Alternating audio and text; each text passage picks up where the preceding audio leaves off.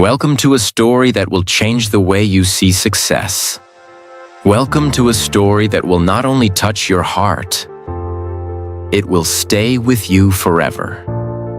Because today, you're not just watching a video.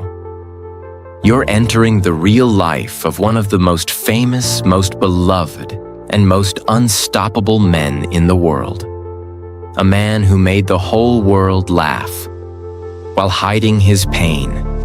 A man who jumped off buildings, broke his bones, cracked his skull, shattered his body, just to entertain us. A man who became a global superstar, but never had a real childhood.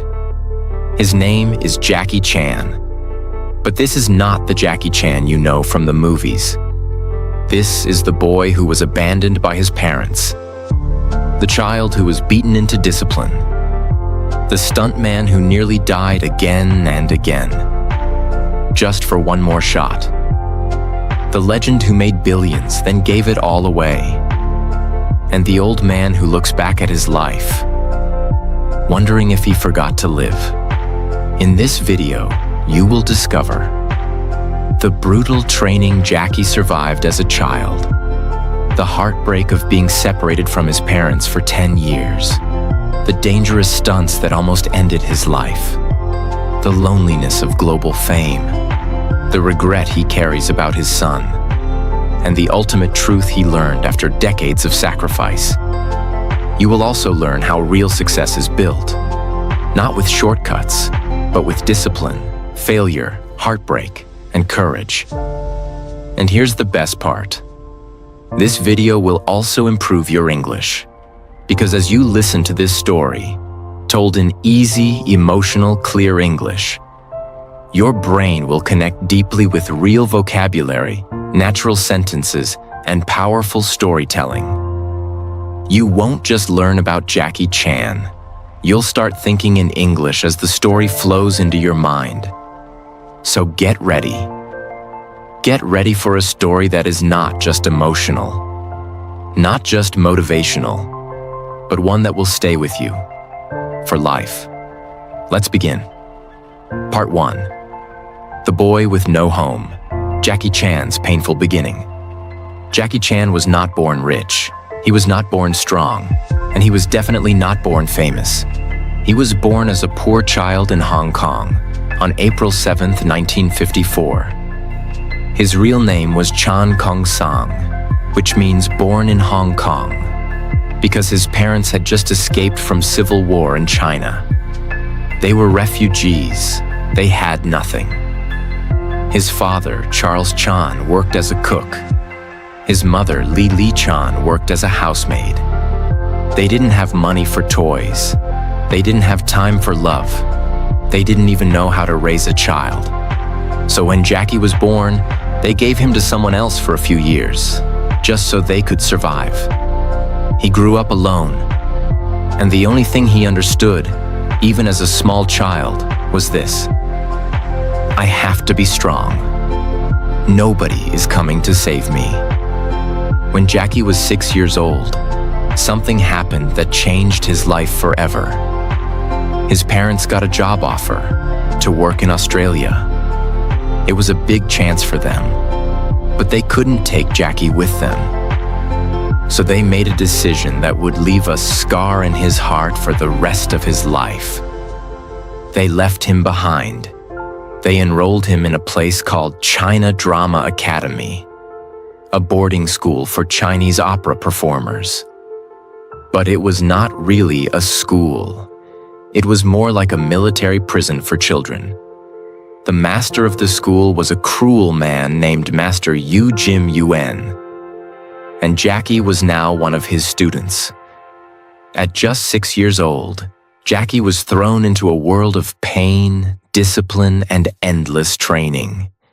The children woke up before sunrise. They didn't have breakfast. They didn't laugh. They didn't rest. They trained from early morning until late night. They trained their bodies, their voices, their flexibility, their reactions. If they cried, they were hit. If they made a mistake, they were punished. If they fell, They were told to get back up. There was no sympathy. There was no love. There were no weekends. There were no holidays. There were no parents. They slept on wooden floors. They ate cheap food. They used one shared bathroom. The master believed in discipline through pain. He made the boys hold handstands for hours. He tied their legs open to make them do full splits. He beat them with sticks if they couldn't memorize a line. And this happened every day for 10 years. Jackie once said in an interview, "I used to cry every day, but no one cared. I just wanted to see my parents, but they never came." That's the part of Jackie's story nobody tells you. Behind every smile you've ever seen on screen was a child who felt abandoned, unloved, and broken inside. Inside the school, Jackie met other boys who would become his brothers.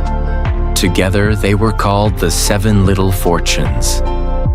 It was like a team of top students who were the best at acrobatics, kung fu, and performing. They toured all over Hong Kong, doing shows for money. The leader of the group was Jackie. Even back then, he had extraordinary talent. He could do flips. He could jump through rings. He could fight, sing, fall, and dance, all in one performance. He wasn't doing it because he loved it. He was doing it because he had no other choice. And deep inside his heart, he still hoped that one day, his parents would return for him. But they didn't. By the time Jackie was 10, he had no parents, no toys, no holidays, no real friends outside the school, no warm bed, no hugs. No one to tell him, "You're doing great."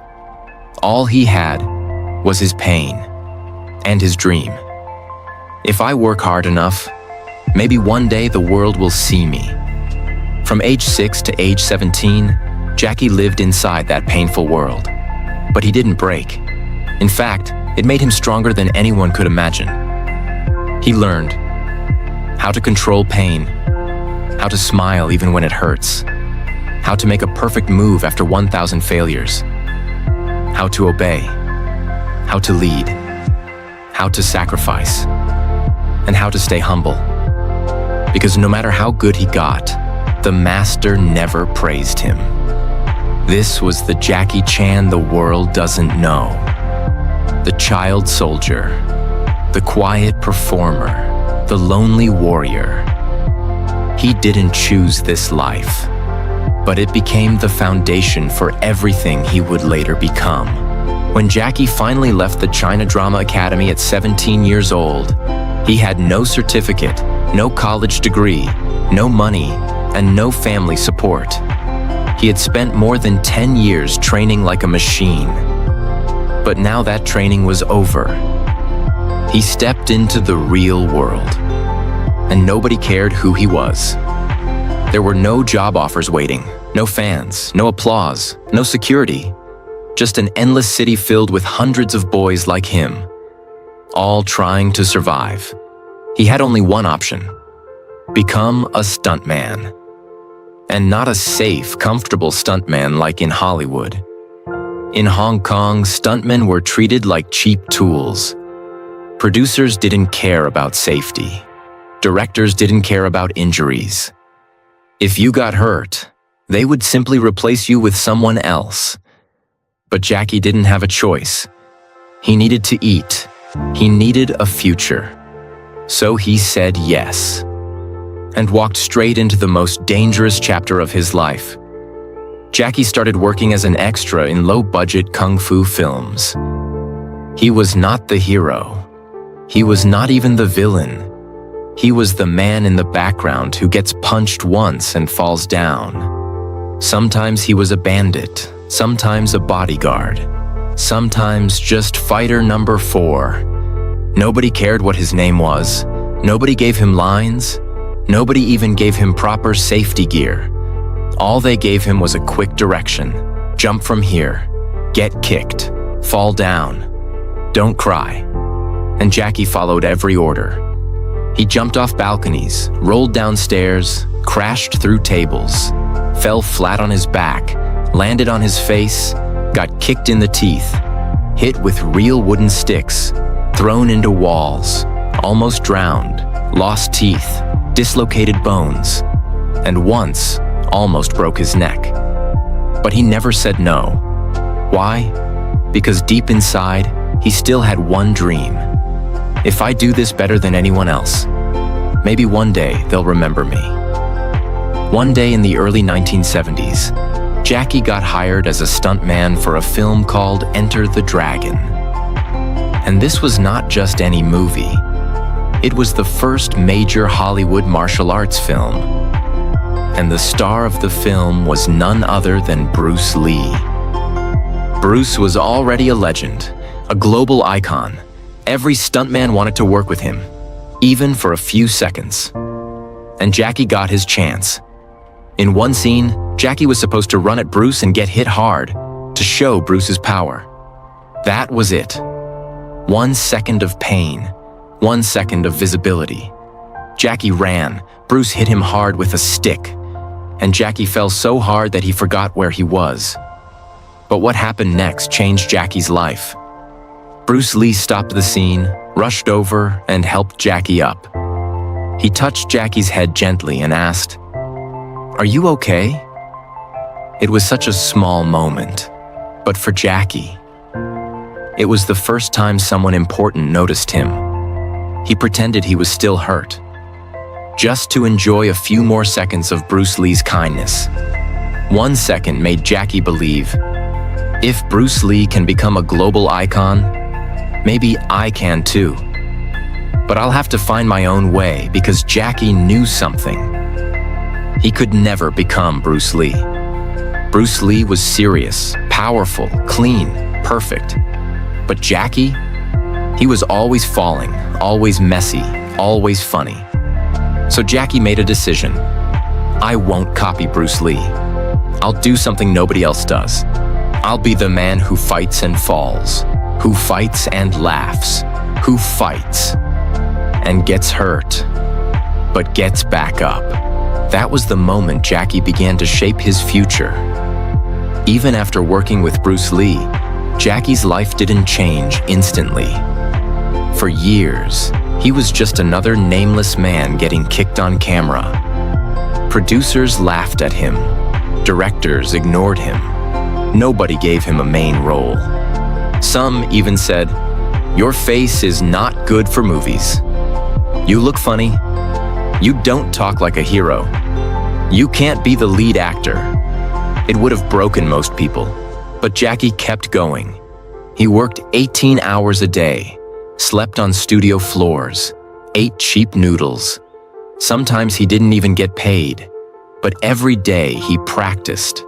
He studied how other actors moved. He trained his face to show emotion. He studied comedy. He trained his body to fall safely but look painful. He rehearsed thousands of stunts until they looked real but controlled. Because Jackie had a secret mission. One day, I will create a new kind of hero. A hero who makes you laugh while bleeding. A hero who doesn't always win, but never gives up. In 1978, Jackie was offered a role in a film called Snake in the Eagle's Shadow. It was a low-budget kung fu comedy. But for the first time, Jackie was allowed to mix martial arts and comedy. He played a weak, silly young man who learns kung fu in a strange way, using humor, surprise, and fast movements. The audience loved it. They had never seen anything like this before. Jackie made them laugh, then fight, then fall, then win. He was not perfect like Bruce Lee, but he was real. He was the guy who looked like you, who failed, got hurt, and still stood up. The film became a big success, and then another one followed, Drunken Master. And suddenly, Jackie Chan became a name people remembered. He had found his style. Not Bruce Lee's style, not anybody else's style, but Jackie Chan's style. Pain, laughter, chaos, stunts, comedy, and courage. Jackie didn't get lucky. He didn't know the right people. He didn't have rich parents. He didn't get help. He built himself with pain, falls, failures, broken bones, and quiet practice. Over many, many years. And now, he was finally ready to take the next step. To become more than just a star in Hong Kong. He wanted the world. But the world wasn't ready for him yet. Part 2. Jackie Chan versus Hollywood, the painful road to global fame. By the late 1970s, Jackie Chan had finally become a star in Hong Kong. After years of broken bones, rejection, and humiliation, he was now the face of kung fu comedy. His movies like Drunken Master and Snake in the Eagle's Shadow had made him a household name. Audiences loved his speed, his humor, and his style. And Jackie? He wasn't satisfied. He looked beyond Hong Kong, beyond China, beyond Asia. He wanted the world. He wanted to break into Hollywood, the biggest movie industry on earth. Because for him, true success didn't mean being famous in one country. It meant being known everywhere. But what Jackie didn't know was that Hollywood wasn't ready for him. And his next journey would be one of the most painful, humiliating, and difficult chapters of his life. In 1980, Jackie got an offer to work in the United States. It was a dream come true. An American producer had seen his Hong Kong films and thought, this guy could be the next Bruce Lee. They gave Jackie a role in a movie called The Big Brawl. It was his first leading role in an English-language film. The producers were excited. Jackie was excited. Everyone thought it would be a big success. But the moment filming started, Jackie realized something was wrong. The American director didn't understand Jackie's style. He wanted Jackie to fight like Bruce Lee. Serious, slow, powerful. But Jackie was not Bruce Lee. He tried to suggest ideas, fast moves, funny reactions, crazy stunts. But the director said, no, just do it the American way. Jackie felt frustrated and ignored. Nobody listened to his creative ideas. Nobody let him be himself. He was a guest in someone else's system. When the movie was finally released, it flopped. American audiences didn't understand Jackie. Asian audiences didn't like the American version of him. And critics said, this actor is trying to be Bruce Lee, but he's not even close. Jackie felt embarrassed, disappointed, and angry. He had left Hong Kong at the peak of his success. And now he was being laughed at in the country he dreamed of conquering. But Jackie didn't give up. He signed up for another American movie, The Cannonball Run. It was a comedy with Hollywood stars like Burt Reynolds and Roger Moore. Jackie was given a small role, a Japanese driver. There was one big problem. Jackie is not Japanese. He's Chinese. But the producers didn't care. They didn't even know the difference. To them, all Asians were the same. Jackie was too polite to say anything. He wore the costume. He smiled for the camera. He delivered the lines they gave him, and once again, the movie failed to help his career. He was being used as a decoration, not as a real actor. He was being placed in movies not to shine, but to fill a spot. And the worst part? He couldn't speak English fluently. So during interviews, Jackie struggled to express himself. He felt stupid, small, and lost in translation. He returned to Hong Kong, not as a global star, but as a man who had tasted rejection from the biggest stage in the world. After failing in Hollywood, most people would give up. They would say, I'm not good enough. It's not my time. They don't accept people like me. But Jackie did something different. He returned to Hong Kong, sat down with his team, and said, "We're going to build something they've never seen before. They rejected me? Then I'll give them a reason to come begging." He decided to make his own kind of films, combining wild stunts, real pain, fast-paced action, Hong Kong culture, international-level storytelling, comedy and emotion, and Jackie's signature smile. He created a new genre, not traditional kung fu, not Hollywood action, but something in between. And this time, he had full control. He directed the films himself, choreographed the fights himself, designed the stunts himself, even sang the theme songs in Chinese. He became a one-man movie army. From 1985 to 1995, Jackie made film after film, each one more insane than the last. Some of his most iconic works during this period: Police Story, where he slides down a 5-story pole covered in lights; Project A, where he falls from a clock tower and lands on his head; Armor of God, where he jumps between trees and cracks his skull open; Rumble in the Bronx, where he breaks his ankle and keeps filming with a sock painted to look like a shoe.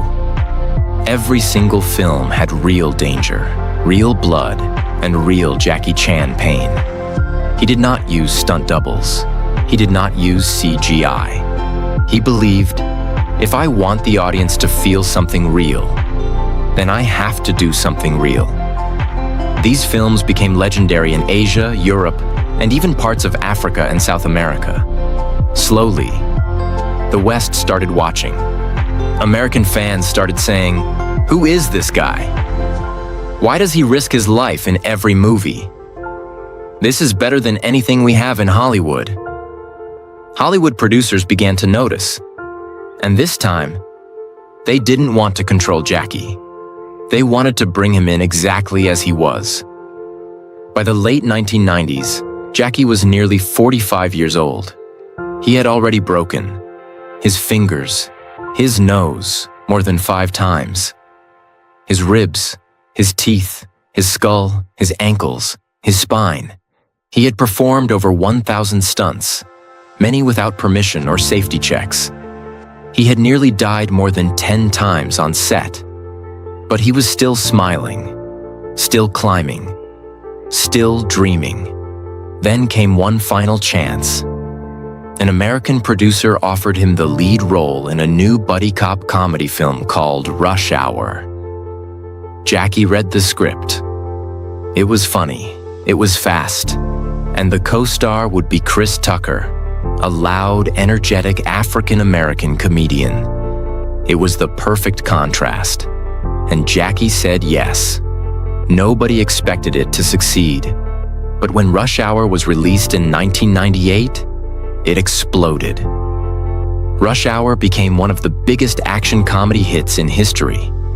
Jackie's fights, expressions, accent, timing, and chemistry with Chris Tucker were loved across the world. He was finally accepted, not as the next Bruce Lee, but as the first and only Jackie Chan. And after Rush Hour came Shanghai Noon, then Rush Hour 2, then The Tuxedo, then The Medallion, and then even voice roles like Master Monkey in Kung Fu Panda. The same man who had once been laughed at, rejected, and ignored by Hollywood was now invited, respected, awarded, and loved by Hollywood. For the first time in his life, Jackie Chan was no longer fighting for attention, no longer chasing fame, no longer struggling for a break. He had become a global icon. From Hong Kong to Hollywood, everyone knew his name. His movies were everywhere. In every cinema, on every TV, in every language. He had money, awards, fans, respect, and a long list of directors begging to work with him. But something was wrong. Something inside Jackie didn't feel complete. In fact, he was feeling something worse than emptiness. He was feeling guilt, because while he was climbing the mountain of success, there was one part of his life he had left far behind: his family. And the first person that came into his mind was his son. Jackie Chan had a son named J.C. Chan, born in 1982. Jackie was 28 at the time, already a rising star in Hong Kong. But even when JC was born, Jackie wasn't ready to become a father. He was still working day and night on film sets, jumping through windows, falling off buildings, doing press tours, flying between countries. He wasn't home. He didn't attend school meetings. He didn't go to games or birthdays. He didn't teach his son how to ride a bike or solve problems. Instead, Jackie said to himself, "If I make more money, I can give my son a better future." But what JC wanted wasn't money. He wanted his father. By the time Jackie realized this, it was too late. JC had grown up feeling ignored, unseen, and unloved. In interviews, JC admitted that he was often raised by his mother, helpers, and private tutors, but rarely saw his father. And when they did talk, Jackie was not soft. He was strict. He was cold. He didn't know how to be emotionally present. Years later, Jackie wrote in his autobiography, "When I think about my son, I feel I've failed. I was too focused on success. I gave him everything, except myself." He admitted that he once hit JC so hard during an argument that his wife had to pull him away in fear. He later said, "I regret that moment every day." Jackie had grown up being beaten by his master. That was how he learned discipline. But he didn't realize his son wasn't him. JC wasn't a fighter. He wasn't a stuntman. He wasn't trying to be a martial artist. He just wanted to be a son. But Jackie couldn't see it then. He was blinded by ambition. JC tried to follow in his father's footsteps, entering the entertainment world. He studied music. He tried acting. But every time he appeared on screen, people said, "That's Jackie Chan's son. Let's see if he's like his dad. He better be great." The pressure was crushing, and JC struggled to find his own identity. He didn't want to flip off rooftops. He didn't want to fight 10 men at once. He wanted to sing, create, and just be himself. But being Jackie Chan's son means the world never lets you be normal. Jackie once said, "I gave my son too much. I tried to make up for my absence by giving him everything he asked for: cars, gadgets, opportunities. But I forgot to give him values. That was my mistake." He believed he was giving love by giving things. But what he missed was presence, emotion, patience, and listening. In 2014, JC was arrested in Beijing for drug possession. The news spread across the world instantly. He was sentenced to 6 months in prison. The son of Jackie Chan, known for discipline, strength, and clean living, was now in jail. The media went wild. Fans were shocked. Reporters asked, "How could Jackie's son end up like this?" But Jackie didn't blame anyone. He blamed himself.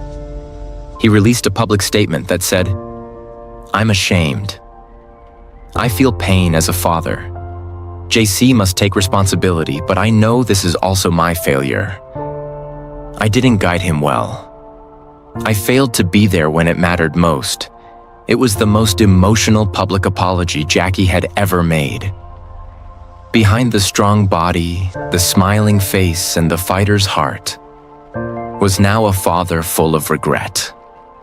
As Jackie entered his 50s and 60s, he started to reflect more deeply on life.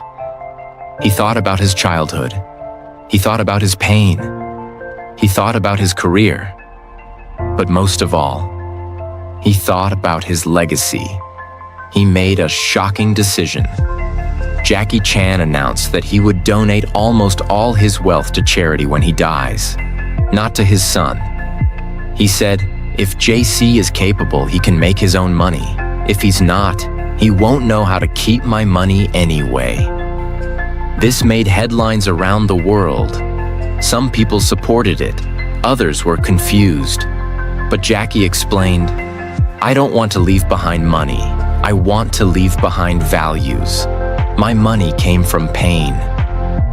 If my son doesn't understand that pain, the money will destroy him." He wanted JC to learn the way Jackie learned, by falling, by failing, and by growing strong through it. Even with all his success, Jackie now spends many days thinking about what he missed. He missed the warmth of a father-son bond. He missed moments of childhood. He missed conversations that could have changed everything. He has said in interviews, "When you're young, you think money is everything. You think fame is power. But when you grow older, you realize the most important things in life are love, peace, and time."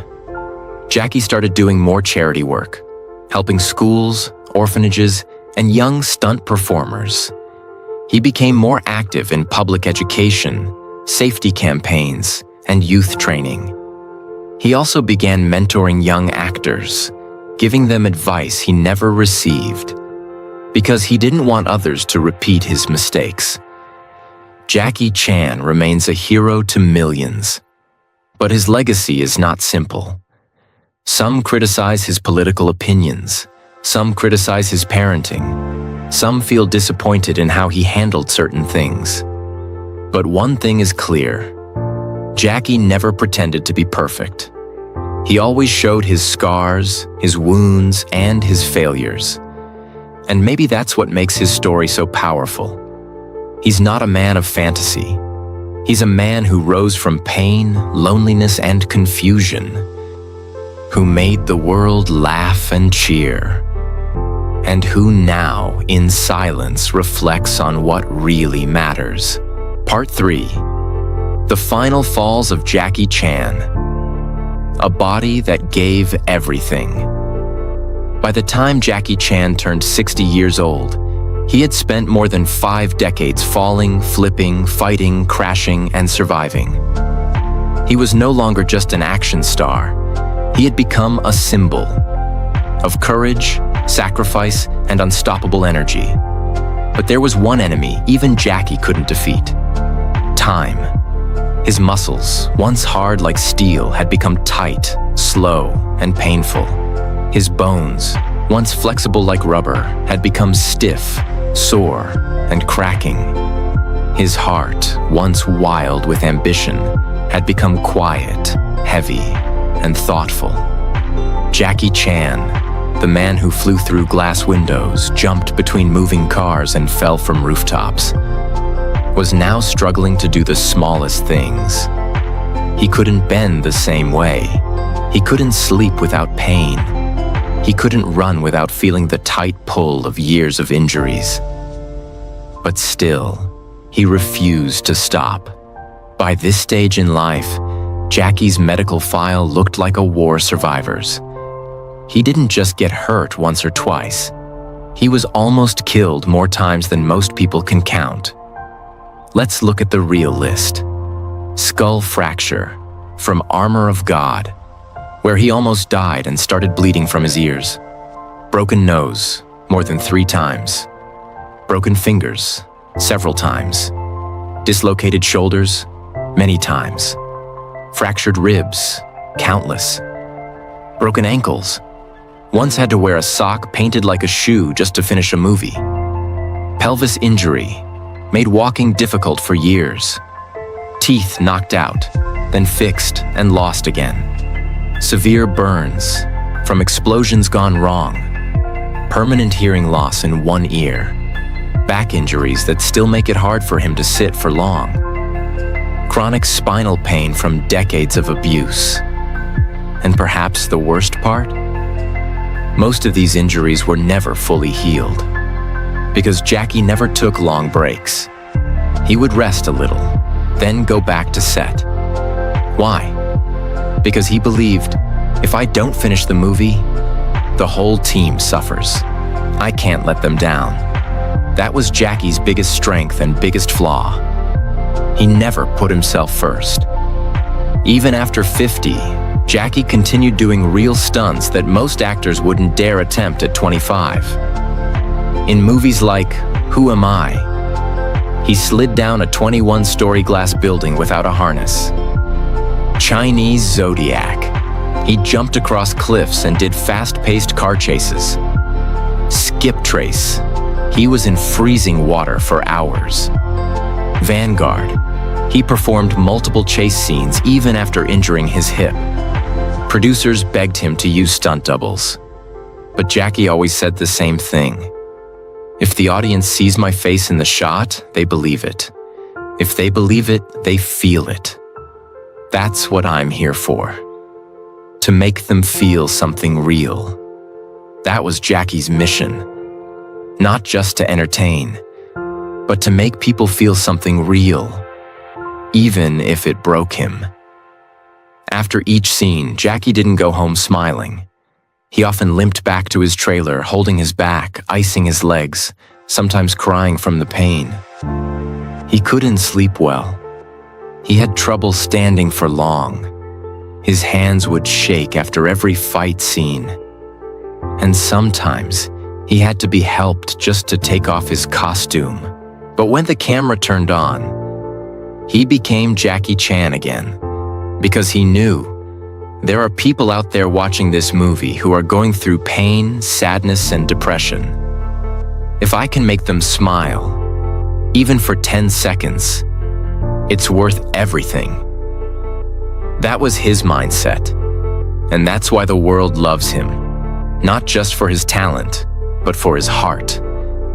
As Jackie reached his 60s, his doctors started warning him. They said, "You can't take another fall like this. If you hit your head again, you could lose your memory. One wrong move could paralyze you." But Jackie kept pushing, because stopping meant facing something he wasn't ready for: silence. For more than 50 years, he had lived in front of cameras. He had been the center of sets, the leader of crews, the man who jumped first. If he stopped, he wouldn't know who he was anymore. So instead of fully retiring, Jackie chose a new path. He would slowly shift from action to mentorship, from falling on screen to lifting others behind the scenes. But the transition wasn't easy. Jackie began investing in younger actors and stunt teams. He trained them, fed them, protected them, and gave them opportunities. The same way he never had. He created scholarships, opened training centers, funded film schools, and told every young actor, "Don't copy me, learn from me, and then do better." He also started doing more voice work, like in Kung Fu Panda, where he played Master Monkey. It was less physical, but still powerful, because Jackie realized something. Even if I can't fight the same, I can still inspire. That became his new fight, to use his story to lift others. In recent years, Jackie began receiving Lifetime Achievement Awards around the world. At the Oscars, when he finally received his honorary Academy Award, he said, "After 56 years in the industry, after making over 200 films, after breaking so many bones, I finally have one of these. Thank you." He smiled, but his eyes were wet because he remembered the wooden floors of China Drama Academy, the rejections in Hollywood, the broken skulls, the broken heart, and the years of waiting for the world to understand his value. He also gave a speech in Beijing where he said, "If I had another life, I wouldn't do it all again. Not because I don't love my fans, but because I would like to live once, without pain." That was the most honest line he had ever spoken. Even legends get tired. Jackie Chan's body gave everything it had. It bent, cracked, bled, and carried his dream across the world. But now it's slowing down. He can no longer jump the way he used to. He no longer fights in the same style. He chooses carefully what to do. But in that slower pace, there is wisdom. There is peace. Because Jackie has proven everything. He doesn't need to fall anymore. Because the world already rose for him. Part 4. The Final Bow. Jackie Chan's last chapter. The cameras are quieter now. The stunts are fewer. The crowd still scream his name. But Jackie no longer runs to the edge of the rooftop ready to fall. He walks slowly now. He smiles more softly. He sits longer, breathes deeper, and talks more carefully. Because after spending over 60 years in the spotlight, after breaking almost every bone in his body, after rising from poverty to global fame, after losing himself, finding himself, and losing again, Jackie Chan is no longer chasing the next hit movie. He's chasing something else. Something he had ignored for most of his life. Peace. Today, Jackie lives a slower, simpler life. He still acts occasionally, but only in carefully chosen roles. He avoids risky stunts now. He respects his age. He listens to his body. Most of his days are now spent training younger actors, writing and reviewing scripts, attending charity events, traveling to give talks at schools and universities, sitting quietly in nature, reading, meditating, or remembering. He often visits his old stunt team, many of whom are also aging, injured, or retired. They share stories, they laugh, sometimes they cry.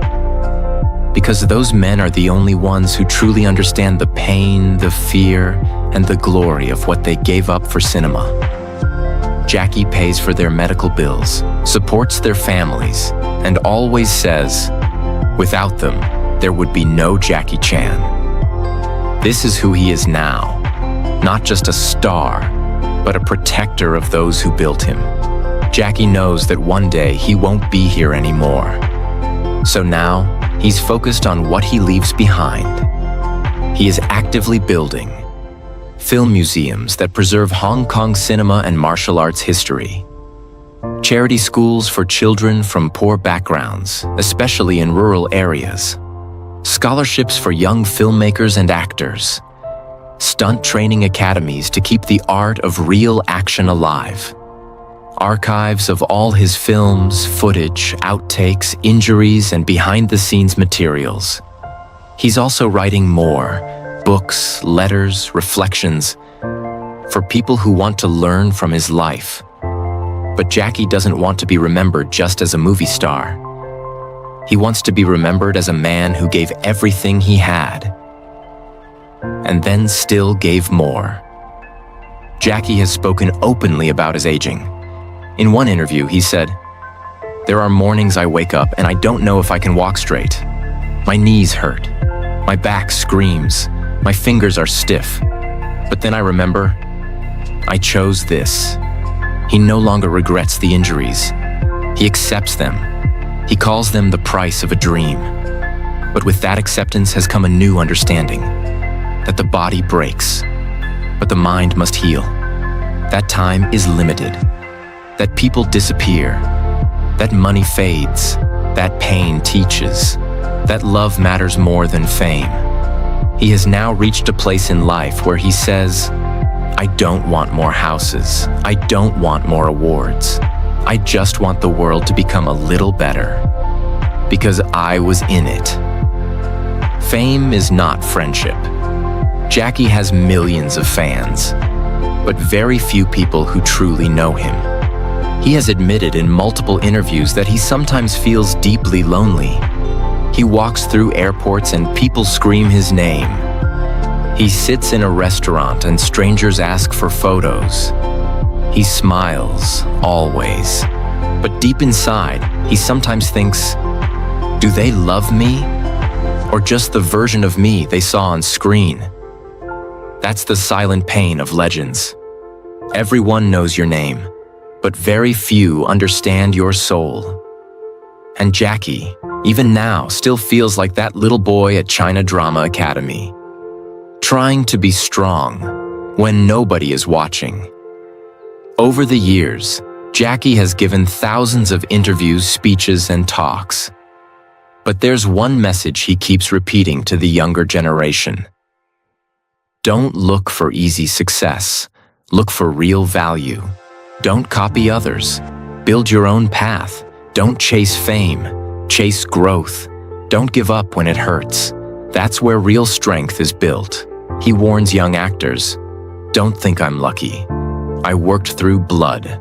I was laughed at, beaten, doubted, but I never stopped. He tells them, the best life is not the easiest one. It's the one where you can say, I gave everything. And that's what Jackie wants you to remember. Not his movies, not his stunts, not his fame, but his effort, his dedication, his discipline.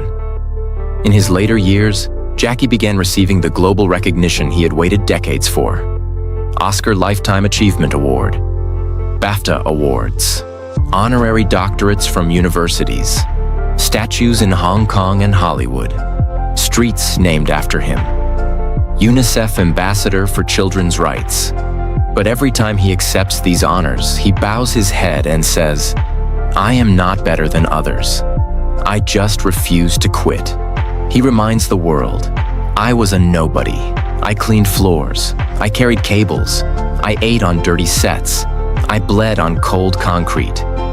I'm just the result of what happens when you love your craft more than your comfort.